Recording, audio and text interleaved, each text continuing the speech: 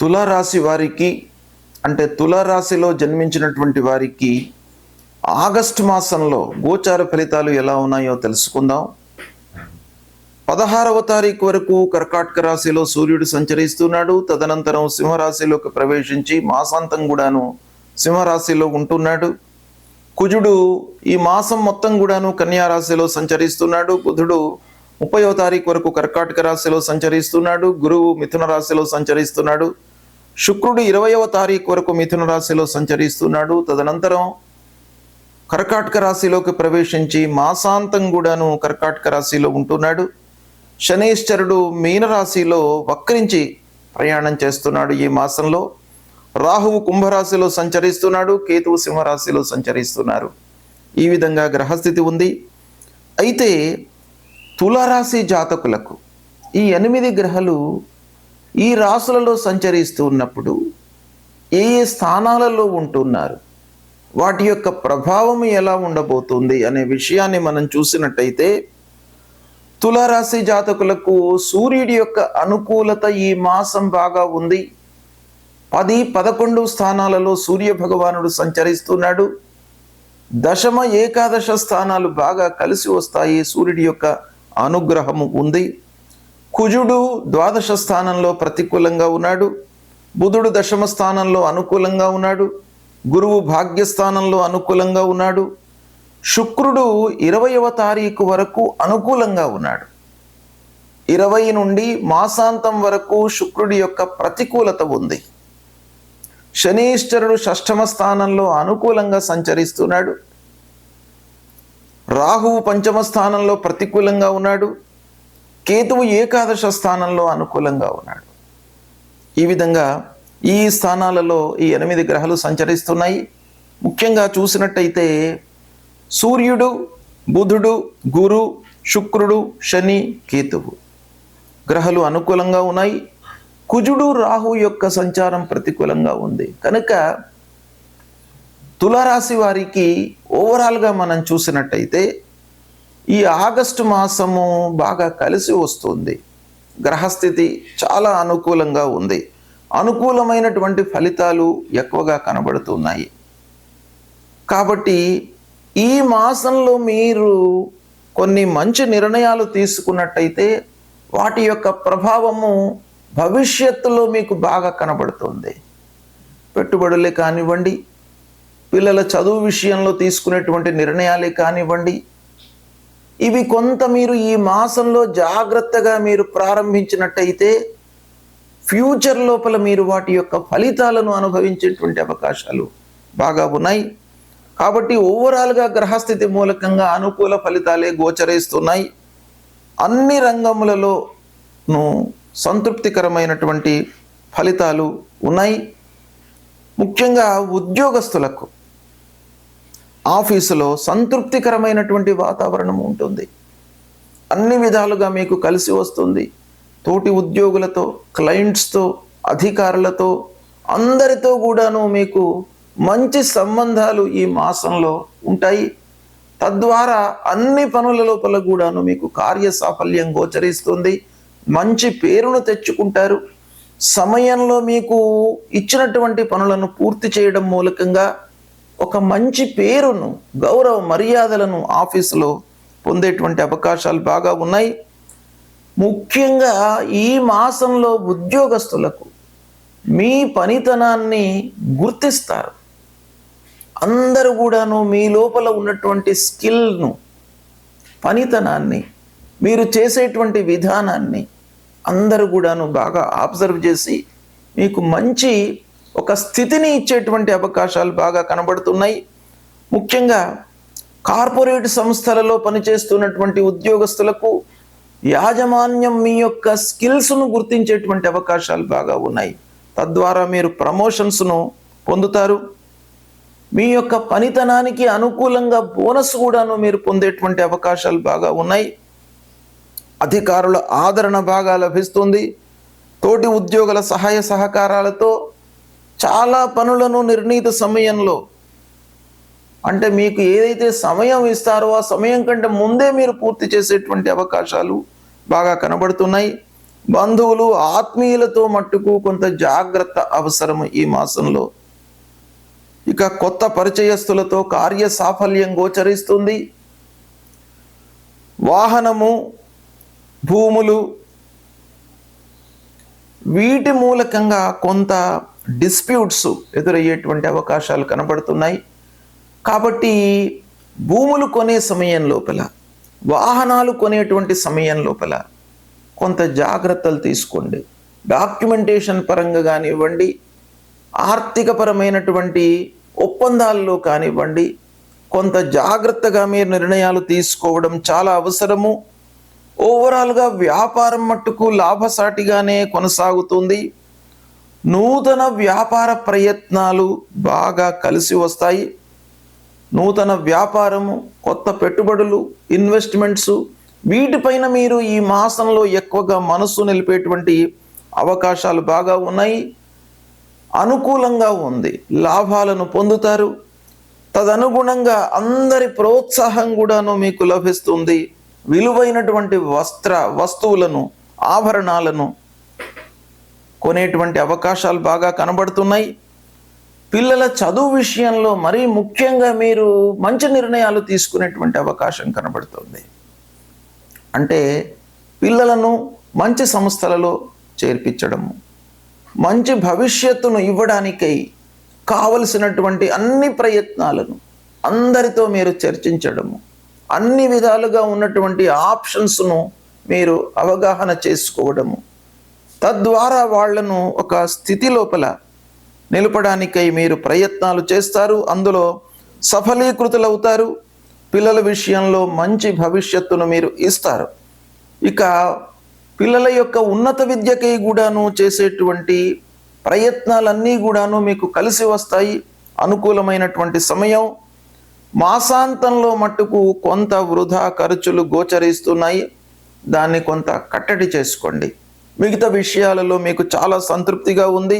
గ్రహస్థితి ప్రతికూలంగా ఉన్నప్పుడు మనము పరిహారం చేసుకోవడము, గ్రహాల విషయమై భగవంతుడి అనుగ్రహానికై పరిహారాలు చేసుకోవడము, స్తోత్ర పారాయణం చేయడము, ఆయా గ్రహాలకు నిర్దేశింపబడినటువంటి మూలమంత్రాలను జపించడము, ఆయా గ్రహాలకు చెప్పినటువంటి వస్తువులను దానంగా ఇవ్వడము, బీదలకు అన్నదానం చేయడము, నీడీ పర్సన్స్కు సహాయం అందించడం, ఇవి చేసినట్టయితే మీకు గ్రహాలకు సంబంధించినటువంటి దుష్ప్రభావము దూరమవుతుంది.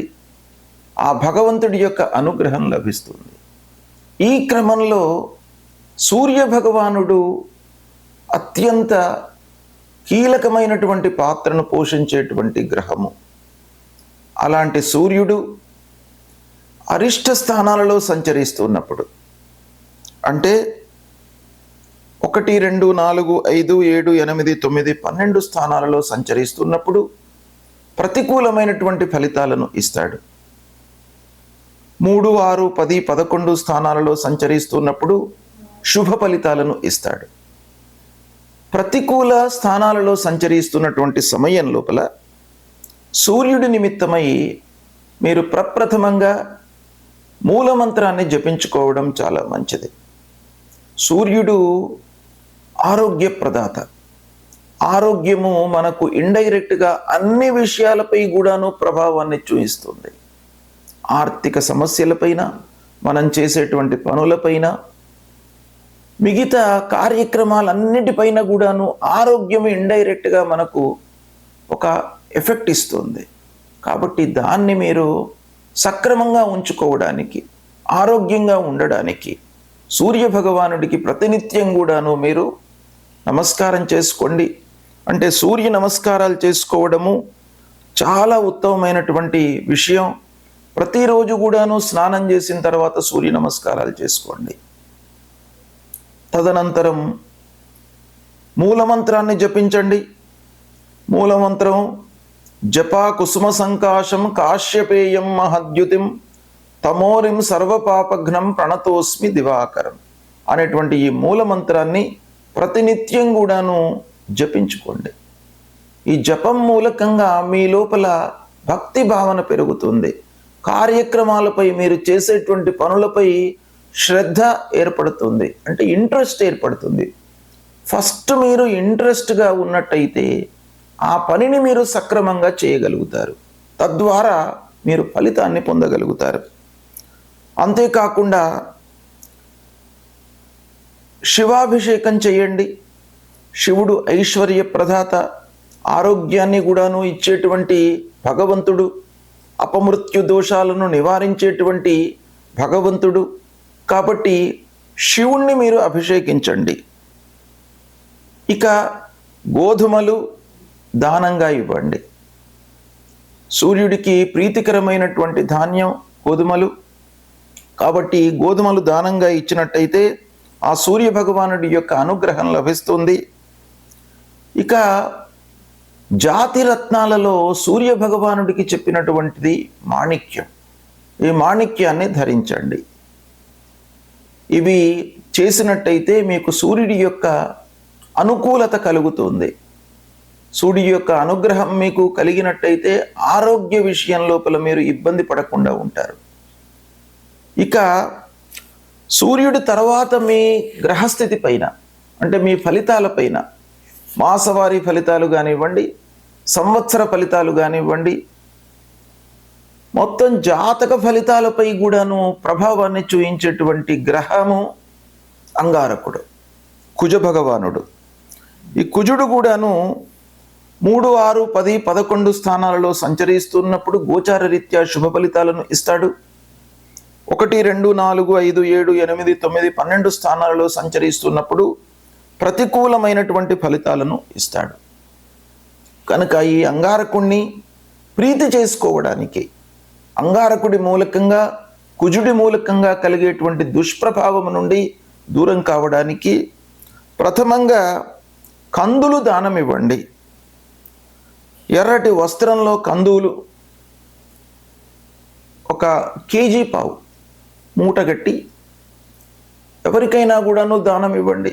బీదలకు ఇచ్చినా పర్వాలేదు, దేవాలయంలో అర్చకుడికి ఇచ్చినా కూడాను పర్వాలేదు. మీరు దానము ఇవ్వడం అనేటువంటిది చాలా ముఖ్యమైనటువంటి కర్తవ్యం. దానము, యజ్ఞము, తపస్సు, ఈ 3 ముఖ్యంగా మనిషికి చెప్పబడినటువంటి కర్తవ్యాలు. కాబట్టి దానము ప్రథమ స్థానంలో ఉంటుంది. కాబట్టి మీరు ఈ అంగారకుడిని ప్రీతి చేసుకోవడానికి ఇవి దానంగా ఇవ్వండి. దాని తర్వాత సుబ్రహ్మణ్య స్వామిని పూజించండి. సుబ్రహ్మణ్య స్వామి దేవాలయానికి వెళ్ళి సుబ్రహ్మణ్య స్వామిని అర్చించినట్టయితే మీ లోపల కోప స్వభావము లేకుండా మిమ్మల్ని కాపాడుతాడు. కోప స్వభావము అంగారకుడి మూలకంగా డెవలప్ అవుతుంది. ఆ కోప స్వభావంలో మనిషి వివేకాన్ని కోల్పోతాడు, అంటే ఆలోచన తత్వాన్ని కోల్పోతాడు. తద్వారా మనం ఏమి చేస్తున్నామో మనకు స్పృహలో ఉండదు. కాబట్టి అలాంటి దుష్ప్రభావము కలగకుండా ఉండడానికి సుబ్రహ్మణ్య స్వామి మిమ్మల్ని కాపాడుతాడు. కనుక సుబ్రహ్మణ్య స్వామిని పూజించండి. మహాలక్ష్మి, మహాకాళి, మహాసరస్వతి రూపంలో ఉన్నటువంటి దుర్గామాతను కూడాను పూజించండి. ఇలా చేసినట్టయితే అంగారకుడి యొక్క దుష్ప్రభావం నుండి మీరు దూరం అవుతారు. తర్వాత మీకు శుభ ఫలితాలను ఇచ్చేటువంటి గ్రహము గురుగ్రహము. ఈ గురువు కూడాను మీకు ప్రతికూలంగా సంచరిస్తున్నప్పుడు ప్రతికూల ఫలితాలే కాకుండా మీకు మంచి జరగడం అనేటువంటిది అడ్డుకుంటాడు గురువు యొక్క సంచారం. కనుక గురు ప్రీత్యర్థమై దేవానాంచ ఋషీణాంచ గురుంకాంచన సన్నిభం వందనీయం త్రిలోకానాం తన్నమామి బృహస్పతి అనేటువంటి ఈ మూల మంత్రాన్ని ప్రతినిత్యం కూడాను చదువుకోండి. 2, 5, 7, 9, 11 స్థానాలలో సంచరిస్తున్నప్పుడు గోచార రీత్యా మీకు బృహస్పతి గురుగ్రహము శుభ ఫలితాలను ఇస్తాడు. మిగతా స్థానాలలో సంచరిస్తున్నప్పుడు ప్రతికూల ఫలితాలను ఇస్తాడు. గురు ప్రీత్యర్థమై మీరు శనిగలు దానంగా ఇవ్వండి. పసుపు పచ్చ వస్త్రంలో శనిగలను మూటకట్టి అర్చకుడికి కానివ్వండి, బీదలకు కానివ్వండి దానంగా ఇవ్వండి. దక్షిణామూర్తిని పూజించండి. దక్షిణామూర్తి గురువు కాబట్టి దత్తాత్రేయ స్వామి దక్షిణామూర్తి, గురువులను, సద్గురువులను పూజించడం మూలకంగా గురువు భగవానుడి యొక్క అనుగ్రహం లభిస్తుంది. తల్లిదండ్రులు కూడాను ప్రథమ గురువులు కాబట్టి తల్లిదండ్రులకు సేవ చేయండి, తద్వారా గురువు యొక్క అనుకూలత కలుగుతుంది. ఇక శనీశ్వరుడు, శని ప్రధానమైనటువంటి గ్రహం. 2.5 సంవత్సరాలు ఉంటాడు ఒక రాశిలో. దుష్ట స్థానంలో ఉన్నప్పుడు శని యొక్క ప్రభావం చాలా ఉంటుంది. కాబట్టి 1, 2, 4, 5, 7, 8, 9, 10, 12 స్థానాలలో సంచరిస్తున్నప్పుడు శని దుష్ప్రభావాన్ని ఇస్తాడు గనక శని ప్రీత్యర్థమై మూలమంత్రాన్ని ప్రతినిత్యం కూడాను జపించుకోండి. నీలాంజన సమాభాసం రవిపుత్రం యమాగ్రజం ఛాయామార్తాండ సంభూతం తన్నమామి శనైశ్చరం. తర్వాత శని ప్రీత్యర్థమై నువ్వుల నూనె, నల్లటి వస్త్రము, ఒక ఇనుప ముక్క ఇవి దానంగా ఇవ్వండి. అంతేకాకుండా శివుణ్ణి అభిషేకన చేయండి. శివాభిషేకం మూలకంగా మీకు శనైశ్వరుడి యొక్క దుష్ప్రభావం తగ్గుతుంది. ఒక బిల్వదళం సమర్పించి ఆ అపమృత్యు దోషం పంచముఖ మహామృత్యుంజయుణ్ణి మీరు అభిషేకించినట్టయితే పంచామృతాలతో అభిషేచన కానివ్వండి, లేదా కేవలము నీళ్లు పోసి, అంటే నీళ్లలోనే సమస్తము ఉంటుంది అనేటువంటిది మనకు వేదం చెప్తుంది కాబట్టి ఆ నీటికి అత్యంత ప్రాధాన్యత ఉంది. ఆ నీటితో మీరు శివుణ్ణి అభిషేచన చేసి ఒక బిల్వదళము సమర్పించి నమస్కారం చేసుకున్నట్టయితే శని మూలకంగా కలిగేటువంటి దుష్ప్రభావం దూరమవుతుంది. శని స్తోత్రాన్ని పఠించండి. ఇలా చేసినట్టయితే శని యొక్క దుష్ప్రభావము తగ్గుతుంది. ఇక రాహువు అత్యంత ప్రధానమైనటువంటి దుష్టగ్రహ. అంటే మీ లోపల ఒక భ్రాంతిని, భయాన్ని కలిగించేటువంటి గ్రహము. అలాంటి గ్రహము 1, 2, 4, 5, 7, 9, 10, 12 స్థానాల్లో సంచరిస్తున్నప్పుడు మీకు దుష్ప్రభావాన్ని కలిగిస్తాడు. కనుక పరిహారం కొరకై అర్ధకాయం మహావీర్యం చంద్రాదిత్య విమర్దనం సింహికా గర్భ సంభూతం తం రాహుం ప్రణమామ్యహం అనేటువంటి మూలమంత్రాన్ని చదువుకోండి. దుర్గామాతను పూజించండి. మినుములను దానంగా ఇవ్వండి. గోమేధికాన్ని ధరించండి. ఇవి ధరించడం మూలకంగా రాహు ప్రీతి చెంది మీకు శుభ ఫలితాలను, అంటే దుష్ప్రభావమును తగ్గిస్తాడు ఈ పరిహారాల మూలకంగా.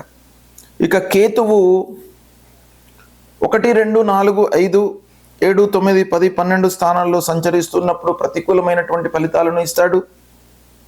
ఫలాశ పుష్ప సంకాశం తారకా గ్రహమస్తకం రౌద్రం రుద్రాత్మకం ఘోరం తం కేతుం ప్రణమామ్యకం అనేటువంటి మూలమంత్రాన్ని చదువుకోండి. గణపతిని పూజించండి. ఉండ్రాళ్ళు నివేదనగా సమర్పించండి గణపతికి. ఉలవలు దానంగా ఇవ్వండి. వైడూర్యాన్ని ధరించండి. ఈ విధంగా చేసినట్టయితే కేతువు ప్రీతి చెందుతాడు. కేతువు మూలకంగా కలిగేటువంటి దుష్ప్రభావము తగ్గుతుంది. అనుకూల ఫలితాలు పెరుగుతాయి. ఈ విధంగా ఈ పరిహారాలను మీరు చేసినట్టయితే గ్రహాలు ఏ విధంగా ఉన్నప్పటికీ భగవంతుడి యొక్క అనుగ్రహం మీకు లభిస్తుంది. చేసే కర్తవ్యం పైన మీరు మనస్సు నిలిపి ఫలితాన్ని భగవంతుడి పైన మీరు పెట్టినట్టయితే తప్పకుండా మీకు ఆ భగవంతుడి యొక్క అనుగ్రహము లభిస్తుంది. శుభం.